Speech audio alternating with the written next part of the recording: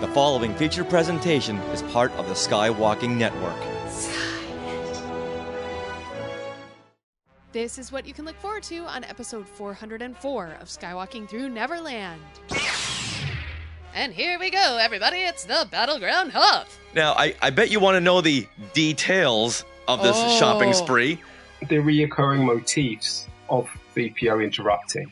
That's 3PO.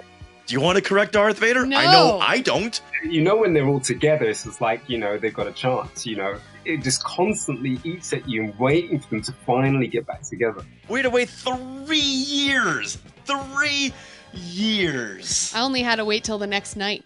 Yeah, called it. Because you only have until September 30th, 1980 to submit your forms. I'm on it. Now that The Empire Strikes Back is out, we'll be catching up with all of Luke's hyperspace fashions.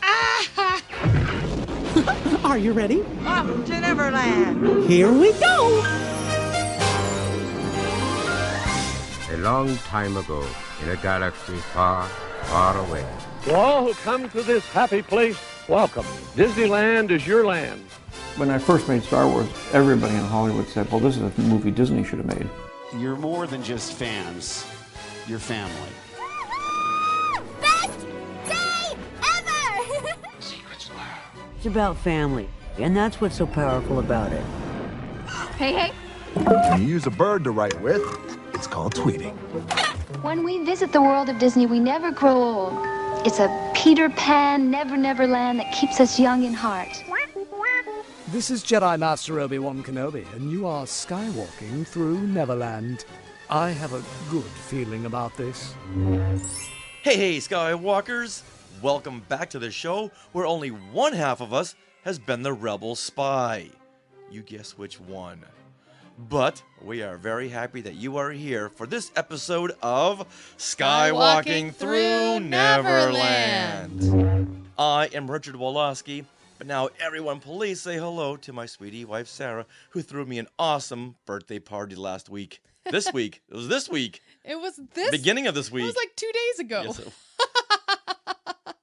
So much has happened, right? Yeah, she took me out to lunch, got me an awesome birthday cake, even though we're on this diet. Mm-hmm. And then we watched The Last Jedi. Boy, I appreciated that movie more this time than ever before. What a great film. A great film. If it were a standalone film, it'd be an even better film. Yeah, I can see that. Definitely. Yeah, man, like that from like the throne room scene on is just incredible. Yeah, I would go even further than that and say the beginning scene where the Resistance bombers are bombing the First Order destroyers. Oh, what a riveting scene. I think once you get past Luke throwing his lightsaber over his shoulder, you kind of get the tone of the film. You know where things are going. Right. Then when you see Princess Leia flying through space, like, okay, I see where this is now. Right. It's more Star Wars adjacent than it is Star Wars, but what a really fun film. How many times did we laugh out loud during that film? Oh yeah, there were several times. Yeah. For how dramatic some of those scenes are, there's several laugh out loud moments as well. All right, Skywalkers. Well, you are here at your enthusiastic podcast destination for the many decades of your Star Wars, Disney, and Marvel fandom. So it's time for your weekly Wookiee hug and your sprinkle of pixie dust for our family of Skywalkers. Now, Corwin of Amber wants to know, Richard, if your Rebel spy numbers were real or were they exaggerated? All right, for those who have not seen Rebel Spy Reject, my latest magnum opus, I have different attempt numbers, and whether they're real or not, you know what? I lost count, so I was guesstimating at those points. There you go. All right. Well, coming up on this episode, creature, droid, and troll performer Dee Tails is with us again, and this time we'll be breaking down the second issue of Marvel's Empire Strikes Back adaptation comic, circa 1980. And if you're keeping score, this is still before the birth of Sarah. It's true. BBS, before the birth of Sarah. Oh, anything before me is BS. Oh, yes, I've worked that one out. I wouldn't say that. Like when I was 10 years old, I've worked that one out. Okay. As like a 10-year-old or 11-year-old kid, when I figured that out in my head, I was like, anything before me is BS. Ha ha ha ha. I thought it was the funniest thing ever. So what I'm learning right now, when you were young, you had little boy humor. I did, yes. Did you think bathroom humor was funny too? No, I did not. All right, good. Because just that. That would have to end things right now. If I knew that bathroom humor was funny to you when you were a child, even now. I never thought that was funny. Never, ever, ever. All right, now we are being sponsored by Small World Vacations, and they are a diamond-level Disney vacation planner travel agency and can help you book your trip to a Disney park around the world or on the Galactic Star Cruiser. And best of all, this service is free of charge. So head over there to smallworldvacations.com for a no-obligation price quote and tell them Skywalking Through Neverland sent you. Now, we are recording this episode from Long Beach, California on January 18th, 2023. So, Richard, what happened this day in Star Wars history? Well, many things happened, but let's pick out a couple of highlights here. We have to wish a happy 36th birthday to Ingvild Dela. She was the body double for Princess Leia in Rogue One. And we spoke with her. Yes, we were her first Star Wars podcast. Yeah. Yeah, listen to that interview because she is just so darling. She's just so much fun to talk to. So she was born on this day, 1987. And also she was in Avengers Age of Ultron. That's right. She was the World Hub Tech. Had a very brief scene, but when you see her, you know exactly who she is. It's true. Also on this day, but in 1997, 26 years ago, George Lucas, Mark Hamill, and Carrie Fisher attended the Los Angeles premiere of Star Wars Special Edition in Westwood, California. Several costume characters, including R2 and 3PO and Vader and Chewbacca and Boba Fett and random aliens were there. Wow. Guess who was not there? Me. Oh. Oh, yeah, what happened? I don't know. There was no internet. Oh. So I didn't know about this. There were people there of tons of fans, how they knew about it and I didn't. I'm so ashamed of myself. How did I miss this? I once had a guy working for me that he played Nine Numb. He was one of the characters walking around the photo op area. Oh, in this. And for this special edition screening. Oh, wow. He was in the Nine Numb costume. Oh, man. He was just hired by an agency. Hey, do you want to wear this costume for a Star Wars premiere? All right. Oh, luckily, unfortunately, this was like a couple of weeks before I'd met him. Oh, no. Sad. I know. And at this event, Nathan Hamill, Mark Hamill's son, wore Luke Skywalker's boots. Oh. The actual boots Mark Hamill wore in Star Wars to this event. My goodness. Someone should have said, hey, did you see Raiders of the Lost Ark? Those belong in a museum. Please take them off. Here's a pair of Crocs. Take those off. Put these on. That's funny. If I were there, that's what I would have told him. All right. Well, now it's time for Things We Want to Share. Things we want to share. Things we want to share. Things we want to share. Well, thank you to those who joined us for the premiere on my birthday, January 16th, for Rebel Spy Reject. Once again, this is my latest magnum opus about me never becoming the Rebel Spy. Maybe some things in this mockumentary were exaggerated or made up, but the one thing that is true, I still have never been the Rebel Spy. And a lot of our friends have, and they're not shy in sharing those details. And I'm glad a lot of people really like this film. A lot of people really had a lot of great things to say. So let's read a couple of these YouTube comments, okay? Yeah, so Bryn McKinnon says, this was amazing. Thank you, Bryn. Alan Sanborn says, brilliant and hilarious. Of course, I've never been the Rebel Spy either, which I'm sure is why you didn't include me in your opus. All in all, very clever. Well, maybe you haven't been the Rebel Spy, Alan, but you go like 4 times a week to Disneyland and go on Star Tours maybe 6 times a week. So, what are the odds? What are the odds? I know a lot of people have not been the Rebel Spy, and I feel for you. So, you know what? I encourage you to make your own mockumentary. It's really therapeutic. Now, Chris Alexander says, true story. Can I rub it in by saying I was the Rebel Spy on my very first time I rode Star Tours? I can't hear that story enough. Every time Chris and I hang out, Chris is the author of Star Wars Origami. And whenever we see each other, he always says, Rich, did I ever tell you the story of how, yes, you were a Rebel Spy the very first time you rode Star Tours. Yes, I know this. Let's move on. And then Dewbacked said, at this point, you become such an institution that you can't ever be the spy. That's true. I kind of agree with that. Well, what'll happen when I do become the spy? I don't know. Will my life change? Can I get into the club? Ooh. Can I get into that very elite club? Every once in a while, we'll go to Disneyland, and Sarah she'll excuse herself, and I'll see her going through these Star Tours secret doors. It's like one of those things where you don't know there's a door, but when you walk up, they know you've been the spy, so the walls just part, and they close back up again. Yeah. What are you guys doing there?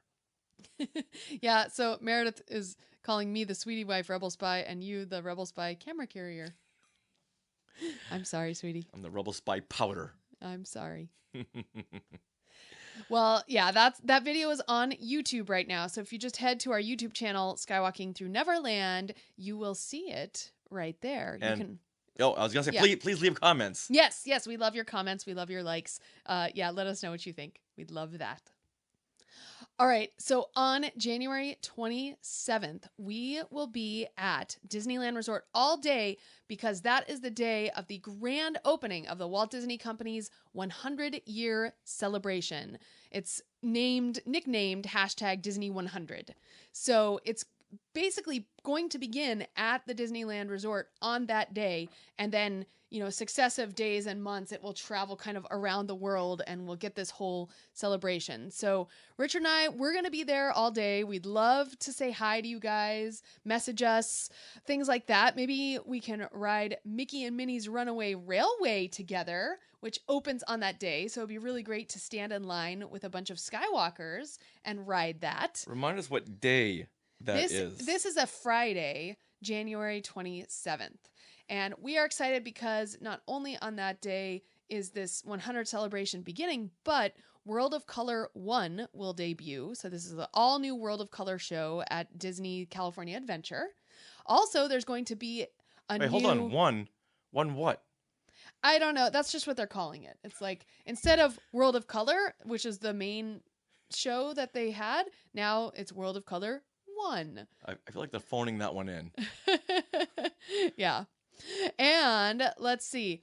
Disney Wondrous Journeys is also debuting, and this is the nighttime spectacular with projections and fireworks on the weekends will be added to it. So this is an all new, fireworks show / projections show for the whole Disney 100 celebration. Then Mickey and Minnie's Runaway Railway will be opening on this day. Whoa, we rode that at Disney's Hollywood Studios. Yes. Now, what's really amusing about this... We did that with Wesley. We did. Wesley Meecombs. Yeah. All right. Now, what's really amusing about that is that Mickey and Minnie's Runaway Railway at Disneyland is in Toontown, but Toontown is not yet ready. So Toontown will not be opening on the 27th. It's opening in a month, but we'll be able to ride the ride. So I'm sure you'll be going through a boarded up Toontown to get to that ride. I'm looking forward to that. Yes. That was so much fun. It was really cool, and it's going to be a bit different here. They've even said it's going to be different. Yeah. Also, of course, because it is one of those big celebrations, we will be seeing platinum-themed costumes for the characters. Decor, like on the castle, we'll have all new platinum-themed iridescent things. There's going to be all new food, and of course, merchandise. Mm-hmm. Yes. I hope some nice Mickey ears and platinum and dripping platinum. Mm-hmm. That's what I want. Did they ever end up selling those? Yep, they did. Are selling them. They did. They just changed the description. Okay, so this is we went to D23 Expo last September. They previewed these Mickey Mouse, the mouse ears. They were mini ears, I believe. Okay, right? yeah, that they were right. Yeah, and they were like $150 with like a platinum. It looked like someone had basically platinum paint. They had like dripped it on the ears. If you like dumped a big canister of platinum paint over the mouse ears, over the black ears, and they were all so you can see the paint drip down. Yeah. Who thought this was a good idea? I don't know. It was the worst thing I've ever seen in my life. Yeah, a lot of people were like, I don't know about this. And yet a lot of people are buying them. Let us know what you guys think of that. Meredith is saying right here in the comments, people are buying them here over at Walt Disney World. Yeah. I mean, there are people buying them. Yes, melted platinum is a good way of saying it.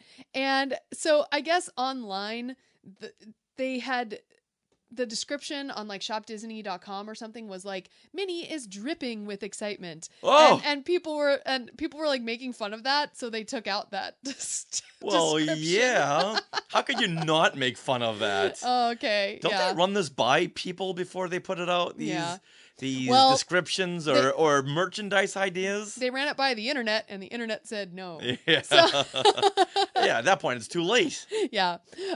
Pierre Kelly is saying that Disney Emoji Blitz, which I've fallen out of playing on my phone, is celebrating 100 years with a platinum Mickey emoji. How exciting. And then Meredith says, no thank you on those ears. Yeah. Are they, Meredith, are they still going for $150 over there at Walt Disney World? Or I would are they just like giving them away at this point? All right, we're looking it up right now. Well, they're going for a lot. Yeah. Yeah, don't go to eBay or Mercari because they're going for $800. All right, so if anyone does buy them, I hope you enjoy them. Yeah. All right, with that, now let's travel back to 1980. BS. And break down the second issue of Marvel's adaptation of The Empire Strikes Back with special guest Dee Tails.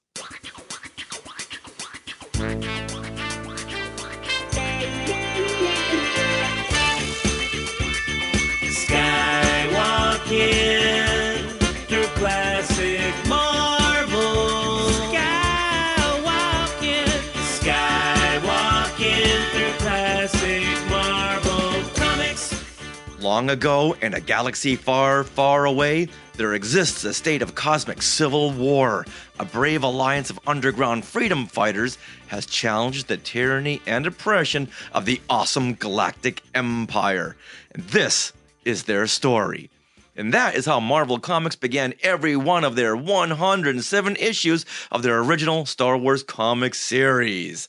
Now, I am here to take you through these classic stories and share memories of reading these comics as a kid, and to get you caught up with these characters and situations that every Star Wars fan must know.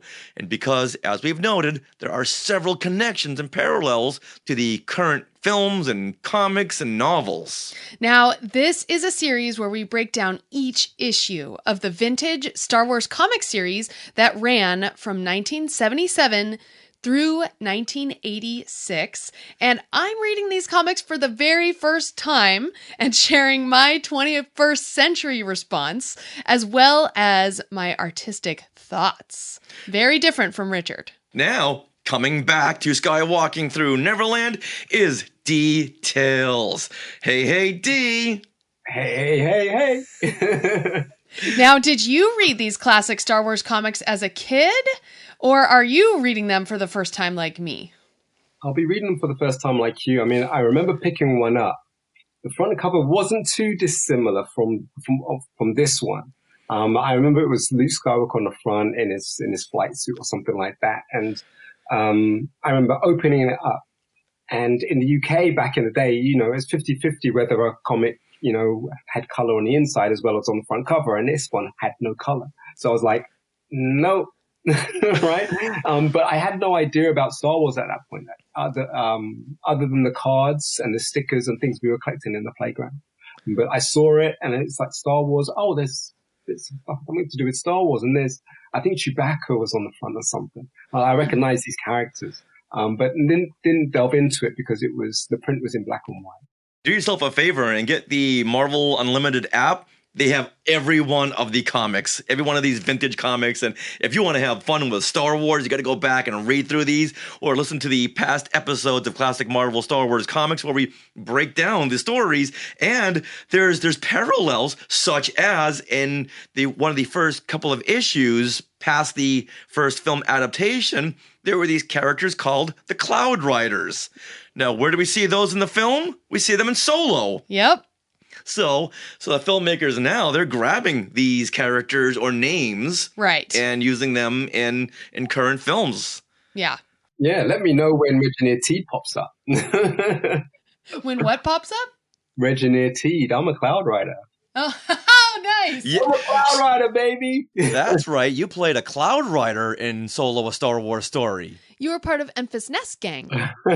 So then you were featured in issue numbers 16, 8 or 9. It's like, oh, there's Dee Tails right there. Yeah.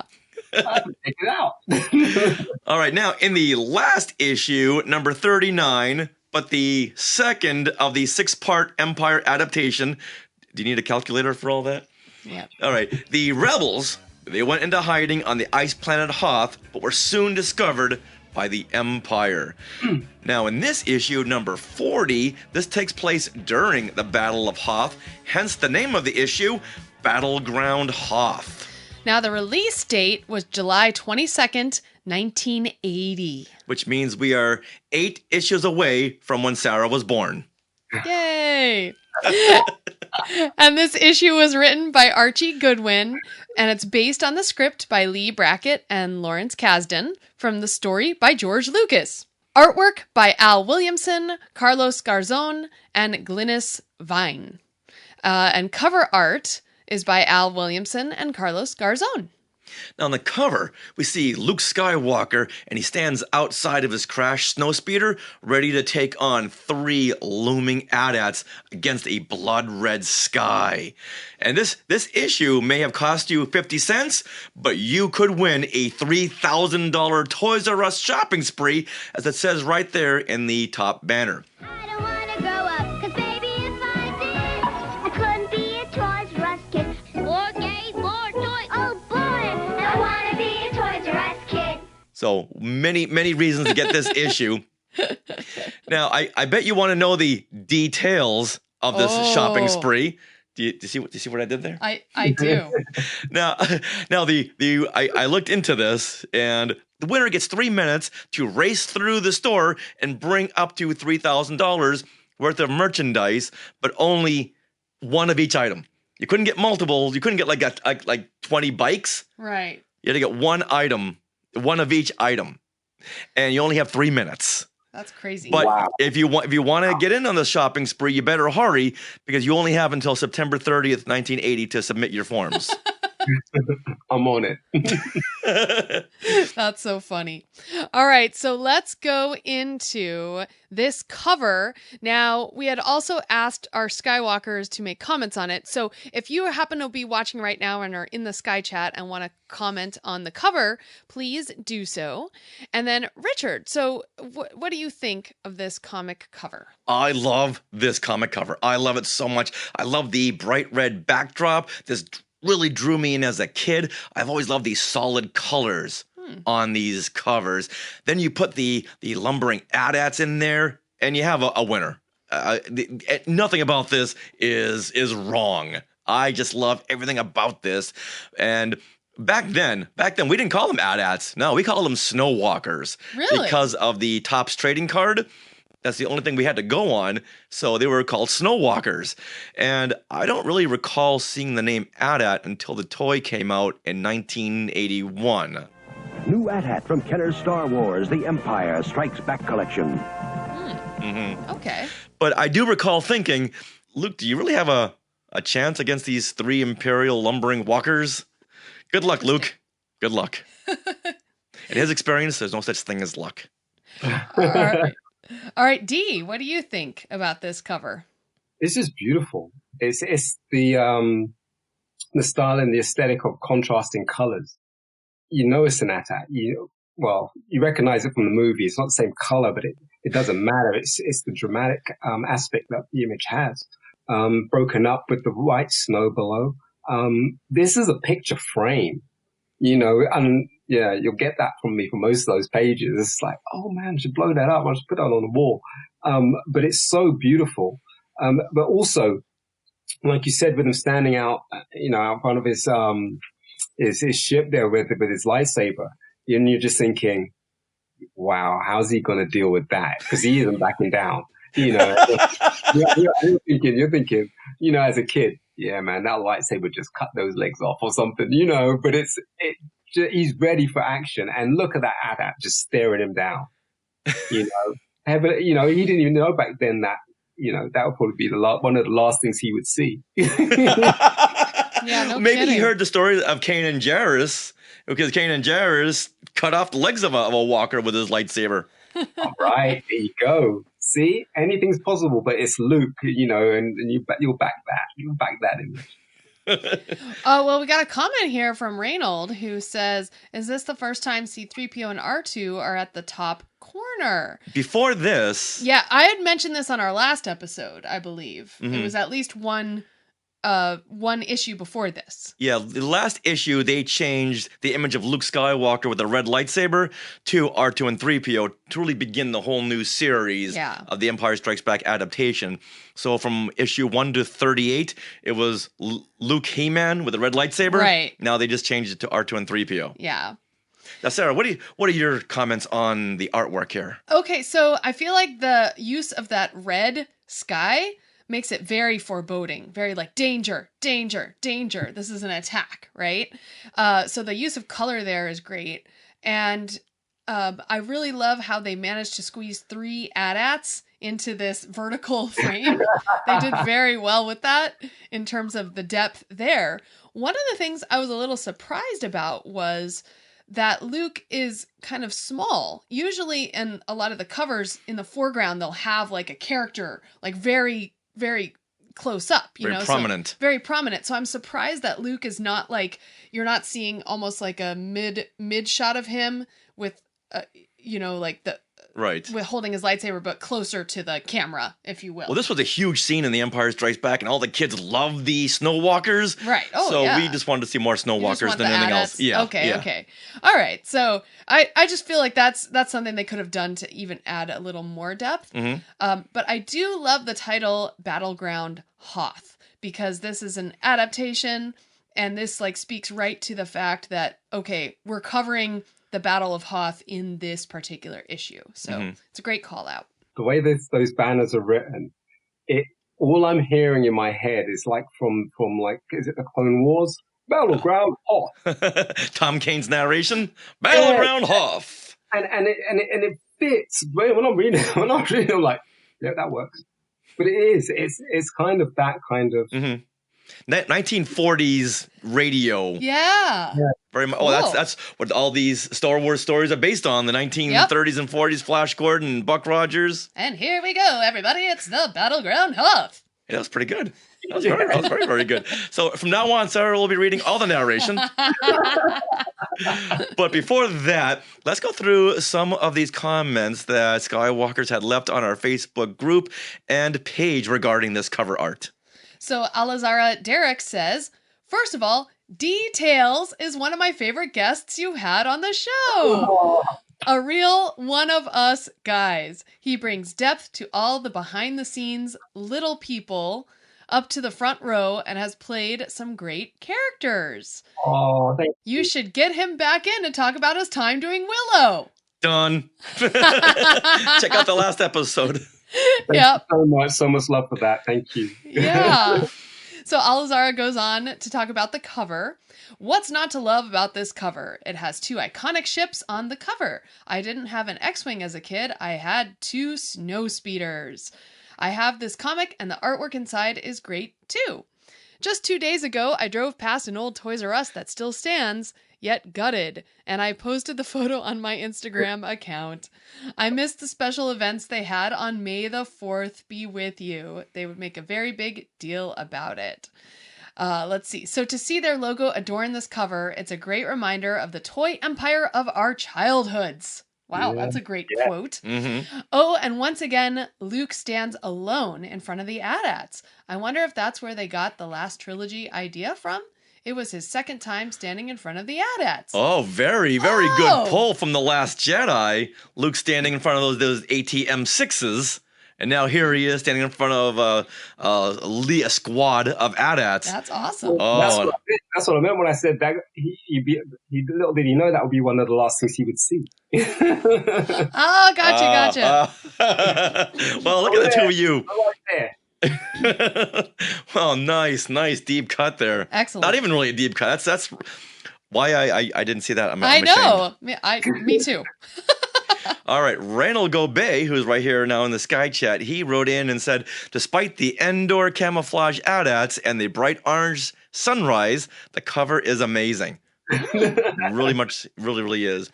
Rex Gordon says, Star Wars looking like it should. Look at this cover. It's got R2 and 3PO in the upper logo box, all sorts of action, and a Toys R Us shopping spree. This is way too cool.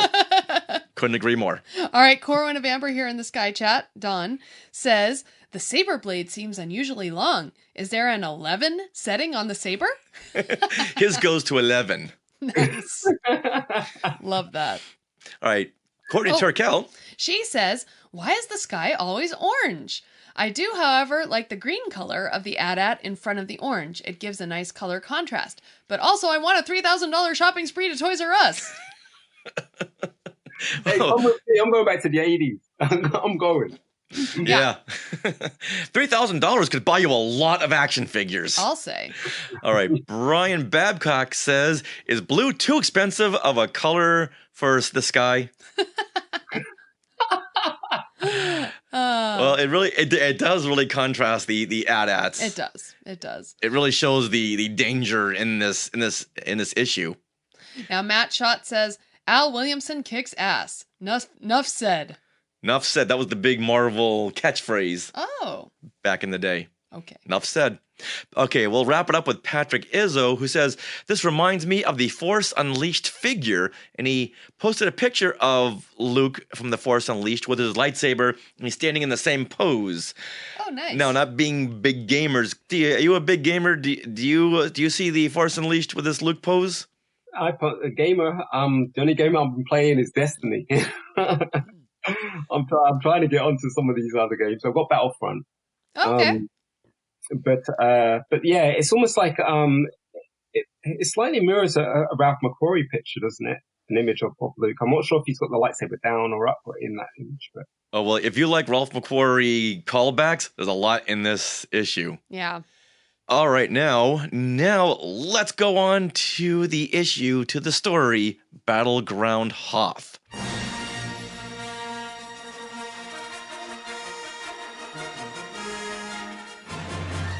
We start with a splash page where you see a battle-ready Luke Skywalker posing with a blaster in hand, and he's leaning into a snowbank while snow speeders fly across the night sky over Echo Base. And below him, we see the ion cannon and shield generators in white and blue, which is starkly contrasted by the black night sky. So the narration is telling us what happened in that first issue, which Princess Leia and her freedom fighters have set up a base on Hoth, an ice creature has attacked Luke, and there's an Imperial probe droid on the loose. Now, I have a question about this splash page. Do we think that's Luke? Because I initially thought that was Han, because he's in the same pose in the movie where Han is shooting the probe droid. But look at his lightsaber on his belt. Oh, he's got a... Oh, okay. And he's not wearing his blue, not brown, or maybe it is brown jacket. Whatever, it's blue. Yeah. So this just shows us that Luke, being the main hero, he's going to be up front and center, and then we see Echo Base at night down below. Yeah, I love that Echo Base. I think it's beautiful. Mm-hmm. I love how they've broken up the page.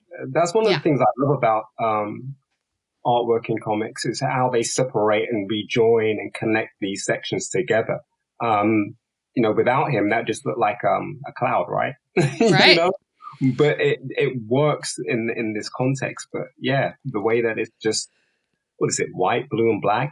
You've got a splash of brown in there. But the colors and the lines are really, really strong. Yeah, it's funny you mentioned that because this Empire Strikes Back adaptation was pushed back an issue because Marvel really wanted to play with the formatting, whereas before this, everything was just in these square panel boxes, and now it's really broken up into collages. Right, and one of the best things about comics is that's part of the storytelling is how they break up those boxes or not. Yeah, or take up a whole 2-page for one image, you know. Exactly. And also this kind of style, the way you're going from one shot to another, you know, you can call it a wipe if you like. You know, the Star Wars is like the legend, the icon movie of wipes, but your eye line just goes into each one, you know, rather than, like you're saying, with the boxes and the boxes. Yeah. Yeah, now the two images are forcing you to look onto the next page because they're both looking right. So here we go into the story on this next page, and the heading, Chapter 2, Battleground Hoth. And we see a full-scale alert is in effect where rebel troops are racing around Echo Base, and the next few panels really, show R2 and 3PO, and 3PO is admonishing R2, saying that his beeps and whistles have upset the ice monsters behind the heavy blast door. But then 3PO says that R2's high-pitched sounds is what trapped him in there in the first place. So I'm not sure what 3PO's point is. He should want the Wampas trapped, so is he now complaining just to complain? I think he is. It's a beautiful introduction for those two. Yeah, because they are complaining, and when we first see him in Empire, but there it makes more sense. All right, now we cut to the medical center and a scene that was cut from the film where medical droid 21B lifts a bandage off of Luke's face. Then Leia slides in and Luke tries to tell her something, but she cuts him off and says how afraid she was for him. I felt afraid for you. Oh, Luke was blocked. He was right there. He was on the precipice of telling her his feelings, but he was Luke blocked. But look at this bottom left corner here where Luke and Leia are coming in for a kiss, and they're silhouetted against a hot pink background. Romance is in the air here. Yeah, these artists knew what they were doing. But then, luckily, C-3PO saves the day and prevents them from a very, very big mistake. And the moment is lost between the two. Yes. Now, I just want to comment on the artwork here. Like, I think they are doing a very good likeness of Luke in a lot of these shots. I mean, look at that. They got his lips right. They got his nose right. That's hard to do. And I'm really liking the art so far. And I do, even though it's very wrong that Luke and Leia are going to kiss, I do like that bottom left corner with Luke and Leia almost kissing against that hot pink. It's a nice storytelling moment. It's almost like George Lucas had to step in and say, hey guys, at Marvel, I saw what you had done in the past. Now let's step it up and make sure that the characters look like the characters. Right. But I do find it hilarious that 3PO interrupts them just like he would interrupt Luke and Han. I mean, Han and Leia later. That's a whole different movie. Yeah, I know. I love those two frames. I love that pink frame, like bottom left corner, and like the one before it. It's really strange. As a kid, you knew she kissed him to make Han jealous. Yes. Even a kid, you knew that. And you knew that it was really cool that she gave him a kiss for luck when it was swinging over that thing, right? But there was no romantic thing in there. I remember him mentioning at one point saying to Han, do you think a girl like that would go for a guy like me or something like that? Yep. Yeah. And I chalked that up to just being youthful or whatever, because you knew that there was something going on. Now Han and Leia, there's something going, this needs to, a story that needs to be played out. Beyond that point, beyond the movies, you had everybody making jokes about, oh yeah, they kissed each other and they're brother and sister. And it wears on you for a while because you're like, yeah, that was a joke early on back in the day. But I think those two frames could be a picture on anybody's wall. You know what I mean? Just put in a speech bubble, just put in your own little thing in there, whatever, hang that on the wall. It's caption beautiful. This. Yeah. Yeah. But it's interesting that the reoccurring motifs of 3PO interrupting happen. You know, it's like, that's 3PO. Well, that got a huge laugh in The Force Awakens when Han and Leia were connecting after so long, and New 3PO jacket? No. 3PO has got to do his thing. Yeah. Oh yeah, of course. That's so cute. You know, I think that's pretty cool. But it's also an interesting bit of information to say, well, this is what we shot. You know, whether George was on board with that or whether he changed his mind later on, whether it was necessary or something or whatever. But, you know, if you're not going to show us the footage, you can tease us with this. You know, I'll hang those pictures on the wall or something. Yeah. You know? Oh, yeah. This comic was produced before the final cut of the film was done. So Marvel had gotten a lot of alternate takes and deleted scenes. Right. And would they have gotten the script as well? Yes. Okay. And a lot of this was in the script. Nice. But then as you're editing, you cut things out. Yeah. But there just wasn't a strong connection between Lucasfilm and Marvel to say, oh, by the way, we cut that out. And maybe there was, but Marvel said, hey, we'd already printed the issues. Right. And I'm sure George would have said, you know what, never mind, just run with it. Because when we see in the next couple of issues, we see Yoda, and Yoda's a little purple gnome, because that was one of the first concept designs by Ralph McQuarrie. And it wasn't until the reprints years later where they fixed Yoda to look like he did in the film. Oh my god! So all of this is like the Empire Strikes Back concept. Wow. The thing is, can you imagine if they kept that scene in? That joke would be worse than it is today. On and on. It's just like, yeah. It really would. All right. So then Luke drops the news that he's going to be leaving for Dagobah, and Leia gets upset that Han is also leaving too. And so Leia barks out, I could get more loyalty if I recruited some of those ice creatures we've trapped. Oh, she's feeling abandoned. She's got some abandonment issues. She's feeling abandoned, yeah. Yeah. Well, then again, her world did just blow up. So, you know what? Give her some slack, would you? All right. Han and Chewie then enter, and Han tells Luke that Princess managed to keep him here instead of settling up with Jabba the Hutt. Mm-hmm. Now, let's point out that Hutt is still incorrectly spelled H-U-T, where it should be H-U-T-T. You're thinking at this point, someone would have been in there editing the script. Now, I got to go look at some of these early Empire scripts to see if Hutt was spelled with one T. Maybe it's not Marvel's fault after all. Interesting. Okay, some investigating needs to be done. Mm-hmm. Yeah. All right, Leia gets back at Han by giving her brother a kiss as 3PO just sits back and watches. 3PO, do your thing. Get in there. What's he doing? Look at that. Now, I do love, this is almost an exact screen grab from the film. You know, Han's like kind of sitting back, his arms crossed, looking at, you almost expect him to glance over at 3PO there. Or Chewie. Where's Chewie? Chewie's usually there. Chewie's off screen. Oh, okay. Yeah. But it's funny in the film, 3PO is looking at Luke and Leia, looking at Han, looking at Luke and Leia, like, hey, are you catching this? Maybe 3PO knows. Wait a minute. 3PO was there when Luke and Leia were being born in Revenge of the Sith. Yeah, but his mind was wiped, wasn't it? Oh, that's very true. Yeah. Okay, you got a point there. R2's not. Okay. But his was, right? Okay. Well, R2, step in there. That's super weird. All right, we then cut to the Imperial fleet above Hoth. Look at that. And the scene has been cut where Admiral Ozzel and Captain Piet alert Vader that they have discovered a shield generator from a probe droid. But here, the scene cuts right in where Vader is angered that the fleet came out of light speed too close to Hoth. Mm-hmm. So now the rebels know they're there. Vader then chokes General Veers, who looks a lot like Captain Nita in this panel. Yeah, I was wondering about that. Yeah, it's like they got him confused. Yeah, they got a lot of things confused here. And the artist got him confused. Well, I think it was more Archie Goodwin who got Piet and Ozzel mixed up. Right. Oh, right. Yes, because they flip dialogue. Yeah, because it looks like Piet here is choking in this middle panel. Mm-hmm. Yeah. But it should be Ozzel right there. Yeah. Now, and Ozzel is looking on, but Vader is calling him Piet. Right. So maybe everyone's like, okay, I know Vader's getting our names wrong, but just run with it.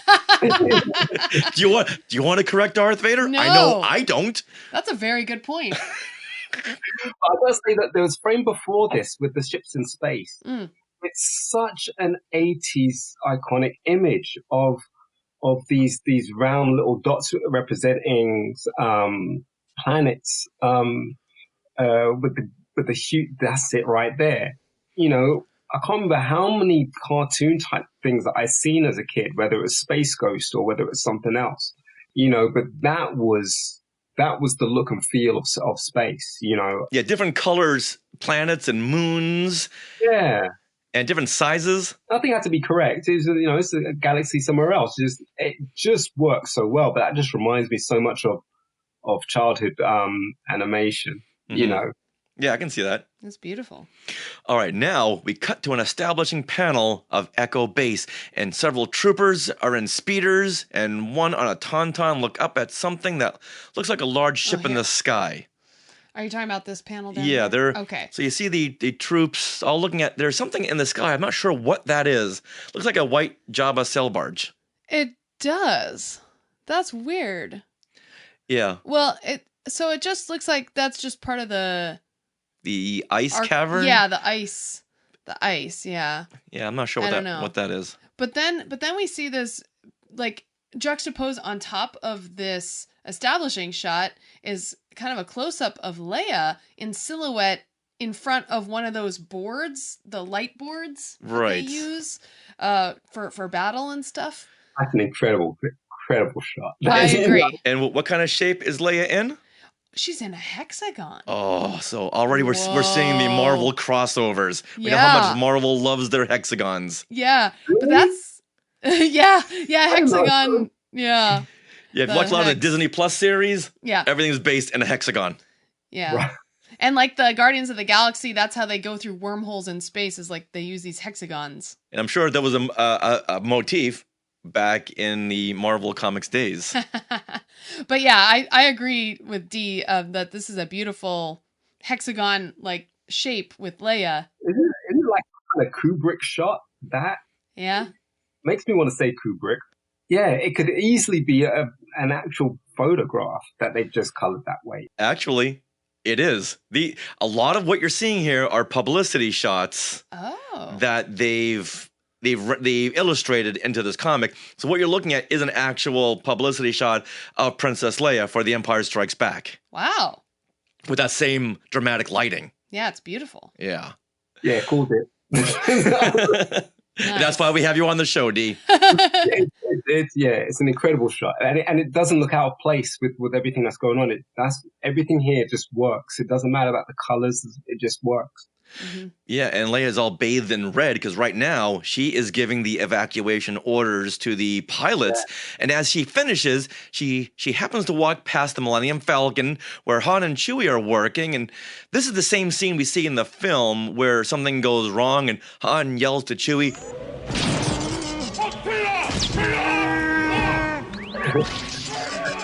Only in the film, Leia wasn't walking by. So they're matching up scenes in this adaptation because you can't really, if you fit a 2-hour plus film in an adaptation, it'd be like a 30-issue series. Right. And then at the bottom of this page, there's a panel with, the back of a Star Destroyer. Would that be the Super Star Destroyer? That would be the Avenger Star Destroyer. That's not the Executor. Oh, okay. All right. Yeah, because they're on patrol above Hoth's glistening white surface. And I think this is a really beautiful panel because Hoth is like in the distance framing the Star Destroyer against space. And it's stark white. Not it was like a couple of the planet is stark white. Yeah. It's like one solid white mass. Yeah. It's really cool. And this is where he says, "Good, our first catch of the day." Who says that in the movie? Is it Piet or is it? No, that's just a random officer. Random okay. All right. Next, the ion cannon blasts the Star Destroyer out of the sky as rebel ships make it to safety. Look at that panel. Boom. Now in the movie, they just shot it with the ion cannon, so it didn't blow the Star Destroyer up. No. It just knocked out all its energy source, which caused it to plummet. Right now, it's blasting the heck out of this thing. Mm-hmm. So, and inside of Echo Base, Luke says his goodbye to Han and Chewie and says, "Han, I hope you make your peace with Jabba, even if it does throw half the galaxy's bounty hunters out of work." So Luke is he's sympathizing with the bounty hunters. Making a joke, I think. No, I think right? he's sympathizing. A compliment, you know. Well, he wants to say that they're BFFs, but it's too soon. Yeah. Yeah. Right. He's still getting over Biggs. All right. So now an announcement is made for all pilots to their speeders, and we see a nice color scheme where green borders the lavender snow speeders in the foreground, and R2 and 3PO say their farewell as Luke climbs into his snow speeder with Dak. Mm-hmm. Yeah, that's so cute. And then R2 and 3PO say their farewell to each other as well because they're being separated. Mm-hmm. R2's going to be waiting for Luke in his X-Wing. X-Wing, thank you. And I guess 3PO at this point, he was just going to evacuate with the rest of the... Yes. Well, because Luke needed R2 to fly to Dagobah. Right. Okay. Now, 3PO is saying goodbye to R2, and in the movie, it's boiled down to complete basics. You know, C-3PO says, "You watch out for Master Luke, and do take care of yourself." You know, that's all he says. But in the comic here... Oh, that was a very good Anthony Daniels impersonation. No, it's not. Now, in the comic here, he says, "Why is it when things seem to get settled, everything falls apart? Take good care of Master Luke when he joins you at his fighter, and take good care of yourself, too." So it was like kind of narrating what R2 is going to be doing. Mm-hmm. Yeah, they just shortened that down. Yeah. Yeah, for movies, everything's very short. And all this was really something that fans really had a hard time grasping because you had this tight-knit group of heroes in Star Wars, and now you're separating them all. To separate R2 and 3PO? What are you doing? You can't do that. To separate Luke from Han and Leia and Chewie, it's like, what's going on here? So this, I think, added to the darkness of the film because you don't separate friends like this. And the tension, immediately the tension. Yeah. You know when they're all together, it's just like, you know, they've got a chance, you know. But when they start splitting up, it's like, oh, well, what drama are they getting into? And then it's like, oh, what is he dealing with? So when are they going to get back together? You know, it just constantly eats at you and waiting for them to finally get back together. Right. And we don't know when that's going to be. Mm-mm. Now, before we get into the Great Battle of Hoth, let's pause for a commercial break. We'll return after these messages. This commercial break is brought to us by Hostess Fruit Pies with the Marvel Hostess crossover story, The Human Torch Saves the Valley. Sarah, you read the narration. Got it. And Dee, you'll be the Human Torch, and I'll be the Evil Free Zone. We open with two frightened farmers watching arch-villain Free Zone flying his biplane over the valley. Finally, the world will be cold enough for me, Free Zone. The Human Torch also flies in over the valley. I can melt the snow temporarily, but I have to stop Free Zone before he ruins the orchards. The torch flies right by Free Zone in the plane. Back off, hotshot, or I'll freeze you out of existence. The torch throws a stack of Hostess fruit pies at Free Zone. Sample these Hostess fruit pies, apple, cherry, and peach, before you decide to snow the valley under. Say, this real fruit filling is delicious. The crust is light and tender. But if you keep freezing the orchards, there'll be no more fruit pies. No more fruit pies? Chilling thought. I'm pulling out. Free Zone flies away from the valley. Now that Free Zone has changed his plans, I can defrost the valley for good. You get a big delight from every bite of Hostess fruit pies. Oh, that was classic. Let's send that to Lucasfilm.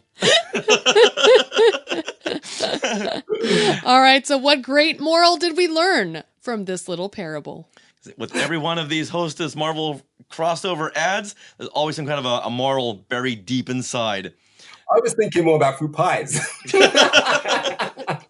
That's what they'd want you to believe, but you know what's a little sugary snack without a lesson plan? Now, for me, that villain Free Zone flying a 1930s biplane can be just as dangerous as a warlord who can snap you into dust. I don't know who would win in a Free Zone versus Thanos battle. I got no idea. And if a fiery superhero suddenly pulls fruit pies out of nowhere, it's best that you do not accept them. Yeah, where? I actually remember seeing this ad. Really? Yeah. They would always repeat the same things in these comics, and it would be like talking about cartoons I would never get to see, because they were only being shown in America. There'd be one. There was one that they looked like cavemen, and there was a blob and things like that. And the only one you'd recognize is probably Space Ghost or something like that. But these ads would always be repeated because I remember things like that. Those Hostess fruit pies. I would always think to myself, I wonder what they taste like because they never made them here. And there was also Reese's Pieces, which was a common one in the comics as well. And it wasn't until maybe 20 years ago or so, that I tasted one. I was like, oh my goodness. Oh, what a horrible thing to do to kids in England. Yeah. We're going to tease you with the Hostess fruit pies, but not going to let you taste one. And there was one of these pages where they would sell everything, right? And it'd be like, they would have like these glasses on sale, and they were like X-ray glasses. You can see through anything. And it was just rubbish or whatever. But it was like, to get that, you'd have to order it from America. And nobody ordered anything from America back in the day. So it's just like, oh, I wish I had those X-ray glasses. That's a good idea to do on a future episode, because in these issues, they got like full page ads where you can get those X-ray specs. You can get this tablet that will give you these big Superman type muscles, so you can kick sand in the face of the bullies on the beach. That's right.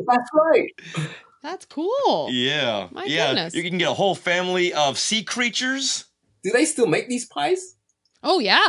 Oh yeah, they do. When I see you, we have to experience that. The apple ones are the best. Yeah, but we gotta do this in live action. So we're gonna get you a form-fitting Human Torch suit with little Speedo briefs. I have to get myself a biplane, and we'll recreate this whole thing. I love it. And a mustache. That pencil-thin Clark Gable mustache. And I'll put on my narrator voice. Oh, see, look at this. It's happening right. Disney Plus, why are you not calling us? It's like that joke they're saying, when you strut down the street, you should have your own theme tune band playing behind you. We can have Sarah narrating. I like the way you think, Dee. Nice. All right, with that, let's get back to the show. Mm-hmm. Back to the show. Out on the battleground, a rebel soldier sees something in the distance.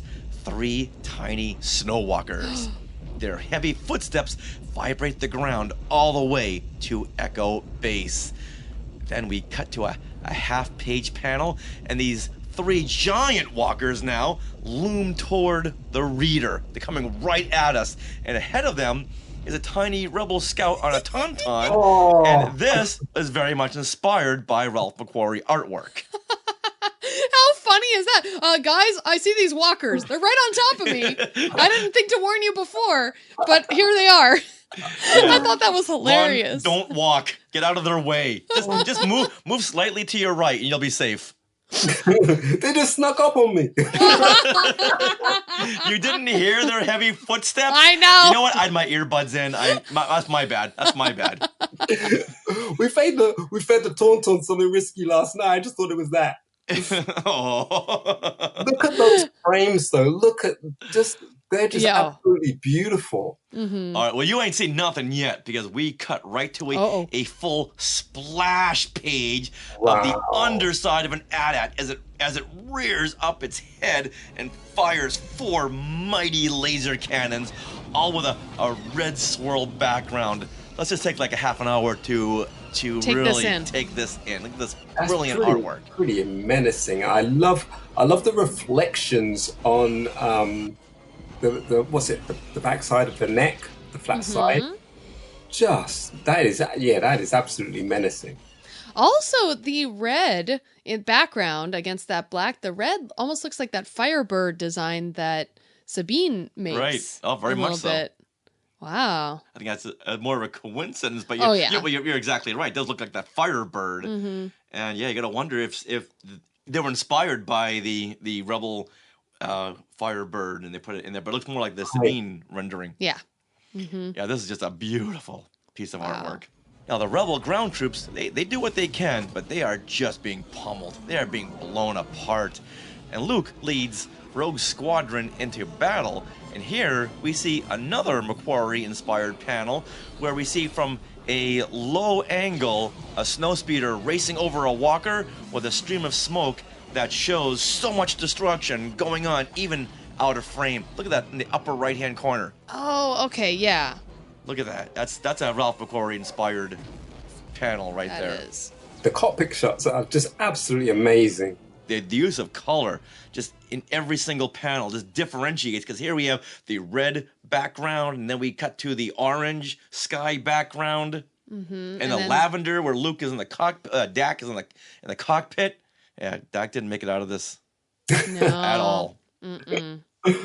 Now suddenly Luke's speeder takes a hit and Dak is killed. Inside of Echo Base, Leia gives orders to evacuate. Meanwhile, Luke gives orders to use harpoons and tow cables to bring down the walkers. And Wedge, as we see here, Wedge brings down the very first walker. It looks like a fallen horse. Go to the next panel. So Wedge brings down the first walker here, and it looks like a big fallen horse. Look at this. All the legs are being appended. I wanted to see this in the movie. Yeah, the legs are so odd. Instead of just falling over, the legs just fell off. Look at that. Like he was walking on ice. Yeah. Yeah. My goodness. Ever see an animal walk on ice and it falls? Looks like that. Well, the previous panel right before it falls is pretty cool, where it shows the tow cable being whipped around the legs 4 times or something. Yeah, I love this panel because look at those swirls pink of sky. Swirls. You can see the action in those swirls alone. That's true. Wow. Just then, Luke is hit and crashes below. And inside the AT-AT, we see General Veers. Wait a minute. Didn't Vader choke him out earlier in this issue? Okay, who's not paying attention? Oh, right here, the orange and red. Yeah. And his walker is in range of the shield generators, and he orders to pick up speed and crush anything in their way. And Luke is right in their way. Oh, boy. So we cut to Luke's speeder, which is right in the way. Another panel that's taken inspiration from Ralph McQuarrie's artwork. Wow. And guess what? This ends part 2 of the 6-part adaptation of The Empire Strikes Back.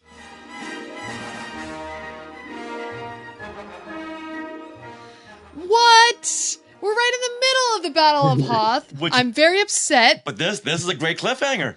This is how great stories end, with a great cliffhanger. Then I'll just go see Empire Strikes Back in the theater. Oh, spoiler alert. The next issue, Imperial Pursuit. Bam. Wow. So, after we've gone through this issue, Dee, what are your afterthoughts? It makes me want to collect more of these picture frames. You know, I'm thinking that I need to get one for this wall.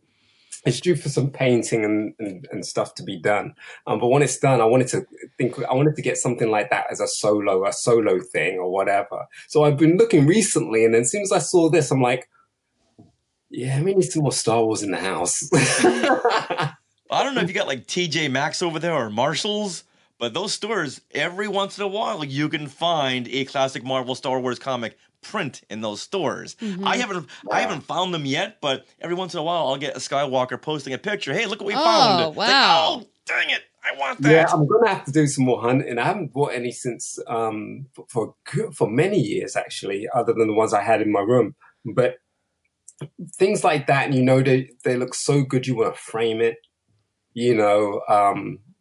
It just so happens that it's Star Wars.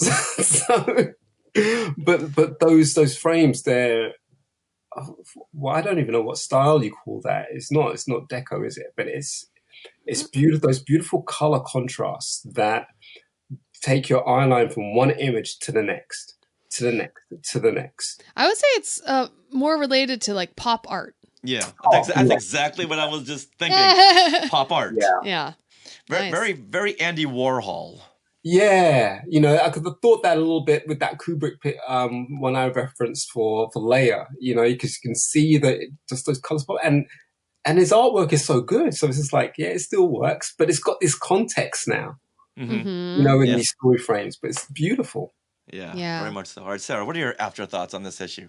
So, I mean, like Dee, I felt like the art was fun. The colors are beautiful. And I really like those little character moments between Luke, Han, and Leia. And even R2 and 3PO, they were showing some nice little connection there.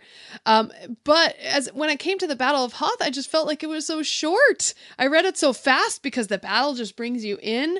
And then all of a sudden, you know, they didn't even get to the blowing up of the generator. It's like, no, but there's more to the story here on the Battle of Hoth. So that was my only complaint, is it's too short. Well, Marvel did put out this big omnibus with all the issues all in one place. Oh. So you don't have to go through that agony of having to wait a month when the next issue would come out. That's how painful it is watching these series on Disney Plus. You know, most of them I have to wait until the series is done because, you know, I just can't handle that.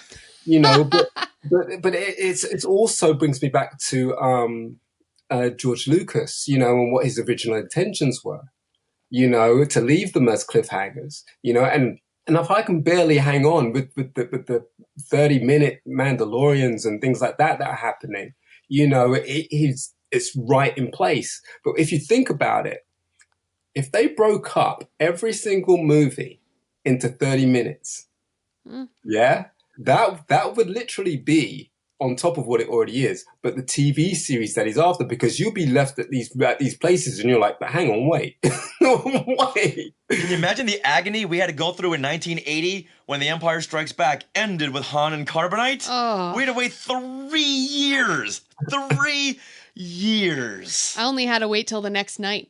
I had to wait a whole weekend until I got the other VHS out of Blockbuster. Exactly. And I had to wait until, I saw Return of the Jedi first. You kids.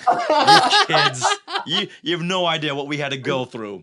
You're already deep cut into how Lucasfilm do these things, man. You're just ahead. And back then, the only thing we had in between the movies were these comics.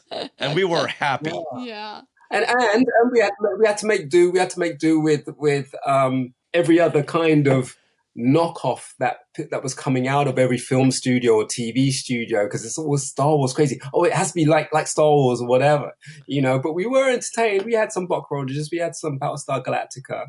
Yeah, we had to go through all those Krulls and space pirates until the next Star Wars movie came out. Yeah, we lost the way a little bit after they finished, because then we just had things like A-Team and stuff, but they were cool too. Oh, I pity that fool that didn't like the A-Team. All right, now for me, yes, I like you two, I just love the artist's interpretation with using contrasting colors and complementary colors to illustrate the moods of the scene. They did that so well. I love these issues, and I so look forward to seeing more of that in the coming issues. Because before we went into this adaptation with the last episode, I'd forgotten how much they had used color to play with the story. So yeah. I just can't wait to see what's coming because I haven't read these or looked at these comics since 1980. Nice. Well, see, I mean, I know it from color from the front covers. You know, I mean, even if they colored them after that one I picked up and put back down, after that I wouldn't have known, because I just would have associated that with black and white print, the same as Judge Dredd. Judge Dredd had amazing covers. You look inside and you would wish that it was just colored. You know, but with this, it's because it's intentionally and deliberately retro. They know exactly what they're calling back to, and it just fits so well. But also everybody's comments about Toys R Us. I'm just so gutted that I missed out on those things. Aww. Boy, I feel so bad for the kids in 1980 in England, because not only did you not get Hostess fruit pies, but you didn't get these spectacular colored images inside the books. That's so sad. I'm sorry. I'm so sorry. We had very limited toy stores as well. I remember always seeing a few toy blasters in the store. I remember seeing large figures of Luke and the Ewoks and things like that. And I think my uncle, bought me for my birthday or Christmas a large Boba Fett. And, you know, and I had a 3PO and an R2. You know, I used to pine for the things that I would see in these comic books, and most of all with the cartoons, because we had a very limited range in the UK. I remember we would have Super Friends. Oh yeah. But everything was special about a comic book was that it came from America. Interesting. You know, that's what it was, you know, and that's why I grew up with this reverence for conventions, you know, like I only knew conventions to be where you could get any comic book you wanted. Yeah, before all of the entertainment and value package that was added to it. So over the years, as that happened and I found out more and more about it, it made it more of a prestigious place, you know, which is why I only wanted to ever do those if I'd earned the right to be there. But that was associated with comic books. You would hear about these things, Comic Cons, and only dream of like something like that happening over here. Because, you know, you could barely get this comic book every weekend. These are very special things. That's why everybody has theirs in the UK, whether it's Captain Britain or Judge Dredd or, you know, even Star Wars or even some of the Marvel stuff, like myself, it's only Spider-Man. But, you know, those things, they stick with you like a cartoon, man. Well, let's talk about our favorite panel from this issue, because as we've talked about, this artwork is fantastic. So, Dee, do you have a favorite panel? I did, but I'm torn. It was the most obvious one. It was that Luke and Leia. That's not obvious. Considering I don't like the scene and what it represents, the fact that it could mean something to anybody if they had it in the house and they don't even need to know it's Leia and Luke. That frame or the frame before it, there's something very kind of it doesn't matter if you know anything about Star Wars not to like it. And this was on page 3 where it's like the cutscene from the film, right? So that's the Luke and Leia against that hot pink background, or the one right before that where she's touching his cheek. Yeah. So, I felt afraid for you. Yeah. But if you have this picture up on your wall, you got to have that R2 and 3PO insert there, just so people know that, okay, don't worry, they don't cross the line right here because 3PO saves the day. actually, you could superimpose little R2's head just below the both of them. Yeah. Going, no. Trust me, you don't want to go there. Yeah. All right, Sarah, what is your favorite panel? Okay, I'm torn as well, but I'm actually going to go to the bottom of page 7, which has Leia in silhouette against that red backdrop that you said was from a production still. Yeah. But now it's rendered into this comic art in the hexagon. I just think it's really pretty, and that juxtaposed against that nice establishing shot of Hoth, I think is beautiful. Yeah. I'm going to say that you like this because it looks like you could really substitute Wanda Maximoff into this hexagon. Oh. Well, it does look. It looks like Carrie Fisher, even with the silhouette. It's like, okay, this actually looks like Carrie. So just knowing your love for WandaVision and Wanda, but I didn't even think of that when I wrote my notes. Okay. But that just adds an extra level 11. Okay, gotcha. All right, for me, I'm gonna go with the most obvious, hands down. On page 12, here we have the splash page of the AT-AT. Oh. Wow, that is just so incredible, and this could be a big wall mural. Yeah. I love this so much with Sabine's Firebird behind it. All right, now let's go with favorite line of dialogue or narration. Woo. All right, Sarah, let's start with you. Okay, so I'm gonna go to page 7, the top right here, and it's actually a bit of narration, so it's not dialogue, but I really liked this narration where Darth Vader is walking with it could be Piet, could be I know. Ozzel. It could be Captain Nita. Yeah, one of the dudes. And you know, he's going, he felt surprise was wiser. He's as clumsy as he is stupid, blah, blah, blah. Well, the narration, after, you know, Vader's upset, says, and with a swirl of his flowing cape, the Sith Lord stalks from the cubicle. And I just loved how that just was so descriptive. It's a beautiful line of narration. Now, the cubicle, what are they working in an office building all of a sudden? I know. I don't know about that. It's kind of odd. But I really liked that. Okay. It just struck me. All right, I can see why they would use that word because look at all the geometric shapes there. Oh, yeah, yeah. All right, for me, I'm going to say page 18, where General Veers, who has suddenly arisen from the dead, he says, increase speed and crush anything that gets in our way. I just love that because you cut to Luke right in the way. Uh-huh. And it's a great cliffhanger. Like, was that a deep orange rather than red? The smoke? No, behind General Veers-ish. Yeah, gold and black. And that's just such a striking image. Yeah. Yeah, it really pops with everything else surrounding it, which is all white and snowy blue. Mm-hmm. All right, Dee, have you selected one yet? Yes, and it's so me because it's so funny too, and it's the Tauntaun out trying to outrun the attack. It's like 4.5. Echo defense, enemy contact. Oh, Martin on our position. Yeah, that is funny. I think it was your commentary that just added to that, but it's such a beautiful image as well. But just the thought, couldn't you have said that? Much earlier. Yeah, enemy contact. Are you sure? Are you sure? How close are they? 16 inches. I'm gonna say. Now 12. Now 9. Now, don't worry. Some rider out there say you can faced by an attack. Nothing.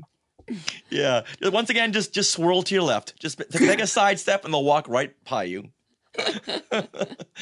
That's funny. All right, now let's get into best use of color. Wow. Richard. Pick anything, any panel here you could really choose. Let's go to you, Richard, though. All right, I'm going to go with page 16. And the pink swirls in the background where Wedge's snowspeeder is circling the walker with the tow cable. Mm-hmm. And just those swirls just show the energy and movement of this panel. Nice. Love those swirls. Beautiful. And they kind of counter swirl with the colors in the sky, Yeah. It's it's really cool. I'm going to go with page 11 here, which is the page that's introducing the AT-ATs to the Battle of Hoth. I mean, that bottom panel is really cool, but I love this whole page and how what's interesting about it is the whole battle itself, when it comes down to business, has these reds, these oranges, these yellows. It's very fiery colors, but right before they're introduced, it's almost showing this calm before the storm with still a blue sky, but marbled with pink. And when they see in the binoculars the AT-ATs coming, it's hot pink and a lighter pink. So it's like almost introducing the red, but it's like just it's foreshadowing. It's the calm before the storm. Exactly. Yeah, so there's a lot of whites and blues, but this pink here is a little bit of like, oh, look what's coming. So I thought that was a really cool way of doing the progression of the art. Mm-hmm. Well, that pink frame at the top on the left. Yeah. That's what I mean about you can hang that in your house. Only you need to know what that is. But it just looks, I don't know what it is about the coloring, whether it's the framing, whether it's the angles. I don't know what it is, but maybe it's because it's just Star Wars. But it just looks so good. Mm-hmm. Yeah. It's really neat. Fantastic. And for me, it's the last page, what I was just describing to you. Just that menacing moment. Like how they would you normally have these bad villains and it's in the dark and they make their announcement, and it's just like, kill them all, and stuff like that. It's that, but you can imagine, for me, things like that, the way that the colors contrast with the order, it's not necessarily black and white. It's not necessarily deep red and deep black and things like that. It could be set against the most beautiful sunset you've ever seen, but what's actually happening, that frame there and that mechanical thing that he's looking at, the scope that he's looking down, and he doesn't seem fussed. It's just a great shot. Yeah, I don't think they've used so much yellow to emphasize before this. So this is like a fiery yellow, illuminating General Veers. Yeah, it's cool. All right, now, before we wrap things up, we've got to read a letter from the Star Words column. And this is the column where fans will write in and share thoughts and opinions to the staff over there at Marvel Comics. And so this would be back in 1980. Mm-hmm. So, Sarah, go ahead and read this one because it's from Jennifer Sheridan. Okay. She writes, Dear Space Armadillos, I must compliment you highly for getting Luke out of his old Tatooine outfit and into the one he wore at the awards ceremony on Yavin 4. It's about time. Sincerely, Jennifer Sheridan, A14 Allen Circle, Naval Sub, Base Bangor, Bremerton, Washington, 98315. It still floors me that they would print people's addresses in these comics. It always floored me. Yeah. Amplifying the fame, though. Oh, look, I've got my name in the magazine. Yeah, and as always, I try to look up these people, see if I can find them on Facebook now. Well, none of these people who wrote into the Marvel Comics are on Facebook. Now, is that still a naval sub base? You know what? I don't know. Maybe it's because they put their addresses out there. Yeah, that's so crazy. Yeah. All right, but Marvel writes back. Jen, you weren't the only one to comment on Luke's dress habits. We felt that viewers of the first film and casual readers would more quickly identify Luke in the duds he wore in the movie. Now that The Empire Strikes Back is out, we'll be catching up with all of Luke's hyperspace fashions. Well, you know what? I got a good idea, Marvel. Maybe if you made Luke look like Luke in the first 38 issues, they wouldn't have to worry about what he wore. I'm just saying. That's a good one. Because he did not look like Luke. Yeah, it's not really until after Return of the Jedi that they put Luke in different outfits than we saw in the films. Right. Because you gotta wonder how many of those white tunics, his Tatooine farmer outfits, did he have? And white gets dirty fast. Yeah, in most of those issues, they were all like really, really sparkling white, clean. That's true. All right. All right, well, that wraps up issue 38, the second part of the 6-part adaptation of The Empire Strikes Back. Dee, thank you so much for joining us. I hope you had as much fun as we did.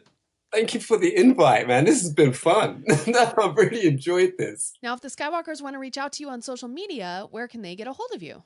Get me on Instagram, digital_star. It's digital_star because Dee Tails was taken, can you believe it or not? So yeah, I'm there. I'm on Twitter, Facebook, you'll find me. You can identify me, Dee Tails, always with Daffy Duck, image of Daffy Duck. You can reach me there. Thank you for joining us once again, Dee. Thank you. Thank you. That wraps up episode 404 of Skywalking Through Neverland. We want to thank Dee Tails for coming back, and we want to thank all you Skywalkers for watching Rebel Spy Reject and commenting and being there on my birthday and sharing that premiere and commenting and everything that you do. Are you interested in our book, Today in Star Wars History? Or our third book coming out soon? What? Go on, I interrupted, I'm sorry. Well, autographed copies of part 1 and 2 are available now from skywalkingthroughneverland.com/book. We'd like to thank our sponsor, Small World Vacations, for their continued support. Thinking of a trip to a Disney park or the Galactic Star Cruiser? Well, you can fill out a Get a Quote form at smallworldvacations.com today. Their vacation planning service is free of charge, so check it out and tell them Skywalking Through Neverland sent you. Would you like to support Skywalking Through Neverland? Do you listen to us every week? Well, consider supporting us through the Skywalking Force, our Patreon. And the Skywalking Force has access to bonus content in the form of our Zoom discussions on the latest Disney Plus shows, like The Bad Batch we're doing right now. Yeah, The Bad Batch. Did the first 3 episodes. Mm-hmm. Also, if you are part of the Skywalking Force, you get a coupon code to use for part 1 or part 2 of our book, or both. And bonus content begins at only $5 a month. So head to skywalkingforce.com, check out the options, and thank you so much, those of you who are already part of the Skywalking Force.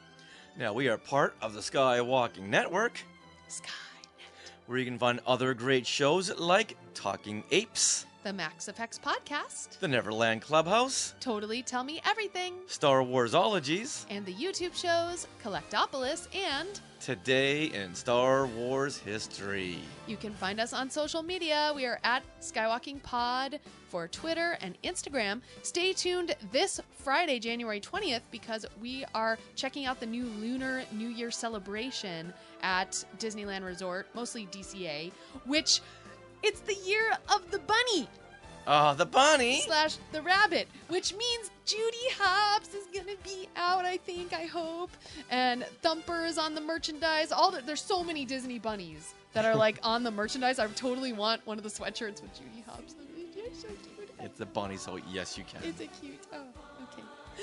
All right. Well, you can also find us on Facebook. We are at Skywalking Through Neverland. Just search that. And also, you can email share@skywalkingthroughneverland.com. This would be a good time for Disney to integrate Hoojibs and Jackson.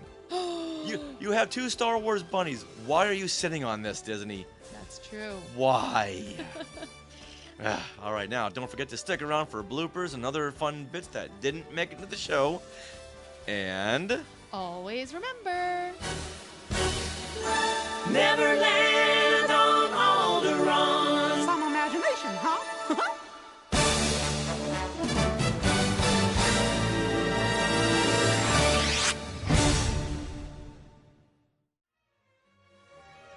To our Skywalkers and Tweetwalkers, thanks for listening. Skywalking Through Neverland is created and produced by Richard and Sarah Woloski. Original music by Rob Dellinger. Creative consultant Mark Augushowitz. Technical advisor Peter Heitman. Facebook administrators Donald Wicks, Joey Pittman, and Norma Heitman. Skywalking Through Neverland is intended for entertainment and information purposes only. Any sounds, music, and clips played during this podcast are the property of their copyright holders. All original content is property of Skywalking Through Neverland, all rights reserved. Sorry, had to be said. Absolutely. It's funny you say that because Elton John first came over to America because he needed to collect record albums that weren't available in England. Oh, wow. So he came over here to Hollywood. There's a little store on Hollywood and Highland that used to have every record imaginable. And he used to go there to get his records. Yeah, there are only very selected few businesses, I would say, that would deal in import records from America, and it would go straight into the club circuit. It wouldn't hit TV or radio.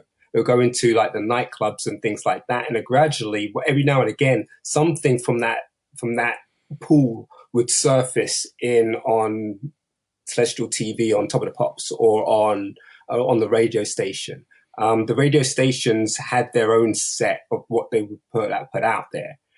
Even when it was easy listening, if it already been released, like the Beach Boys or something like that, yeah, they'll play it. Aretha Franklin, all right, but they'll play it. But anything that was new or anything that was underground, like Parliament or P-Funk, or we're lucky we got all in the gang. Yeah.